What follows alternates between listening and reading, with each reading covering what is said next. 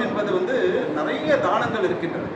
அதாவது அன்னதானம் இருக்கிறது, ரத்த தானம் இருக்கிறது, கல்வி கொடை, கல்விக்காக மற்ற பசங்களெல்லாம் பிள்ளைகளெல்லாம் படிக்க வைக்கிறதுக்கு வந்து உதவுது. ஏன்னா வந்து ஒருவன் வாழ்வில் உயர வேண்டும் கொடுக்கலாம். அதுக்கப்புறம் வந்து அவங்களுக்கு என்னென்ன இருக்கக்கூடாது, என்னென்ன நோய்கள் இருக்கக்கூடாது அப்படின்னு கேட்டிங்கன்னா, ஒன்று வந்து தொற்று நோய்கள். தொற்று நோய்கள் எதுவாக இருந்தாலும் வைரஸ் இன்ஃபெக்ஷனாக இருக்கலாம், இல்லை வந்து வேறு விதமான தொற்று நோய்களாக இருக்கலாம். அந்த தொற்று நோய்கள்லாம் இல்லாமல் இருக்கணும்.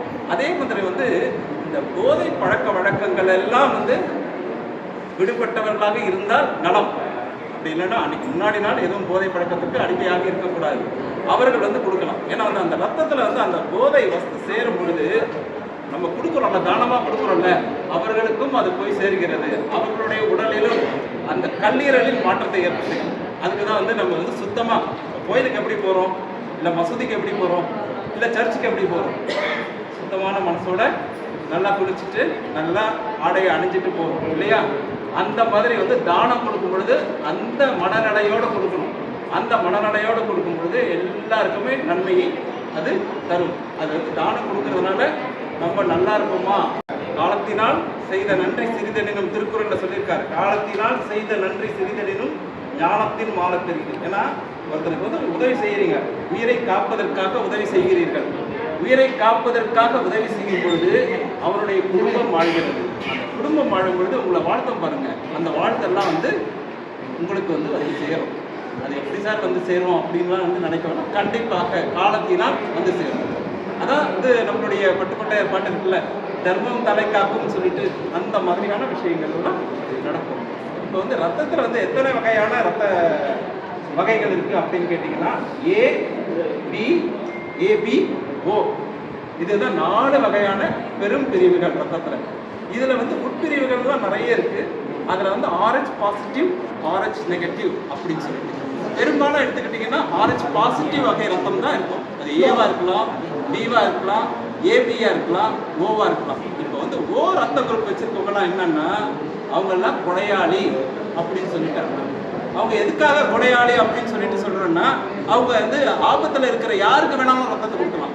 அவங்க வந்து ஏயா இருக்கலாம், வாங்குறவங்க ஏவா இருக்கலாம், பி ரத்த வகையா இருக்கலாம், அல்லது ஏபி வகை ரத்த வகையா இருக்கலாம். அவங்க எமர்ஜென்சிக்கு உடனே வேணும் அப்படின்னு கேட்டிங்கன்னா வந்து அவங்க வந்து ஓ ரத்த பிரிவாக இருக்கிறாங்க வச்சுக்கோங்க, அவங்க உடனே கொடுத்துடலாம் தானத்தை. அதே போல் வந்து யார் வந்து எல்லார்கிட்ட இருந்தும் ரத்தத்தை வாங்கிக்கலாம், அப்படி கொடையை பெற்றுக்கொள்ளலாம் அப்படின்னு கேட்கும்பொழுது ஏபி ரத்த வகை இருக்கு இல்லையா, அந்த ஏபி ரத்த வகை இருக்கிறவங்க எல்லார்கிட்ட இருந்தும் கொடையாக பெற்றுக்கொள்ளலாம். அந்த வகையில் இந்த ரத்த தானம் அமைந்திருக்கிறது. இந்த ரத்தம் வந்து ஒரு முறை எடுக்கும் பொழுது எவ்வளோ எடுப்பாங்க அப்படின்னு கேட்டிங்கன்னா 250லேருந்து 350 ml வரைக்கும் எடுப்பாங்க. இது எடுத்துட்டாங்க, எனக்கு வந்து இதனால் வந்து சோர்வு வந்துடுமா, இல்லை இதனால் வந்து எனக்கு உடம்புக்கு பாதிப்பு வந்துடுமா அப்படின்லாம் கேட்டிங்கன்னா அப்படிலாம் இல்லை. இயற்கையில் நம்ம உடம்புக்குள்ளார ஒரு சிஸ்டம் இயங்கிட்டே இருக்குது. உயிர்னு இருக்கு இல்லையா, அந்த சிஸ்டம் மூலம் வந்து இவ்வளோ ரத்தம் வெளியில் போயிருக்கு, இவ்வளோ ரத்தம் வரணும்னு சொல்லிட்டு ஏற்கனவே ப்ரோக்ராம் பண்ணிடும். இயற்கை ப்ரோக்ராம் பண்ணிடுச்சுன்னா அது வந்து இந்த குறிப்பிட்ட நாளில் ஒரு 7 நாளைக்குள்ள திரும்ப ரீப்ளேஸ் ஆகிடும். அதனால் வந்து ரத்தம் கொடுக்க உங்களுக்கு வந்து வந்துகிட்டே இருக்கும். ஒரு வருஷத்தில் எவ்வளோ தடவை ரத்தம் கொடுக்கலாம்னா 3லிருந்து 4 முறை ரத்தத்தை கொடுக்கலாம், தானமாக கொடுக்கலாம். 250லேருந்து 350 ml வரைக்கும் கொடுக்கலாம். இந்த ரத்தத்தில் பார்த்தீங்கன்னா ரத்த சிகப்பணுக்கள் இருக்கும், ரத்த வெள்ளை அணுக்கள் இருக்கும், அந்த மாதிரி ரத்த தட்டுக்கள் இருக்கும். இப்போ வந்து டெங்கு சீசன்லாம் வந்துருச்சுன்னா பார்த்தீங்கன்னா இந்த ரத்த தட்டுக்களை பிளேட்லெட் கவுண்ட்டுன்னு பார்ப்பாங்க.